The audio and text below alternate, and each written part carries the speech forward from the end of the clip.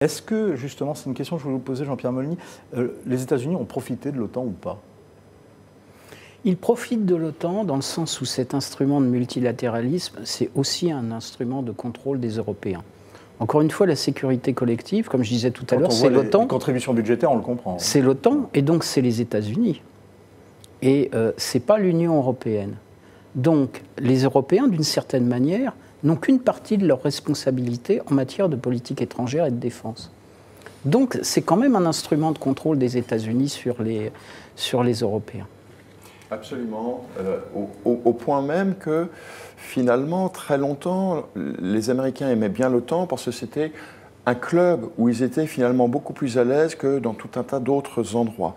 Ce qui est intéressant aujourd'hui, c'est que cette dimension de club, on va appeler ça lien transatlantique d'un point de vue politique, Jean-Pierre, mais il y a cette notion de club et de culture commune, et là, on sent bien qu'il y a des difficultés, mais elles ne sont pas seulement entre les deux rives de l'Atlantique. Constatons quand même qu'il y a énormément de différences, de perceptions stratégiques entre les membres de l'OTAN et notamment entre les membres européens de l'OTAN. Prenons un exemple, plusieurs exemples. Pologne et Pays-Baltes, ils sont obsédés par la Russie. La Turquie, elle a juste quelque chose qui se passe à ses portes et qui fait que d'ailleurs, elle a une relation privilégiée depuis 2-3 ans avec la Russie.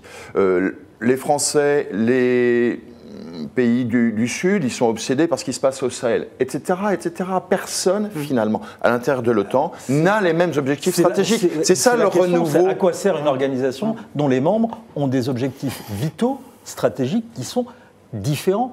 Eh bien justement, à les faire converger, et c'est une instance de dialogue. Et donc, l'OTAN, derrière cette organisation militaire, doit aussi, il ne faut pas oublier, l'autre chose qui s'appelle l'Alliance Atlantique, qui est l'instrument du dialogue politique, et d'ailleurs le sommet des chefs d'État est d'abord le sommet du Conseil de l'Atlantique Nord. Donc on est réellement au niveau de l'alliance politique. Le débat, il doit être politique parce que la politique entraîne la stratégie.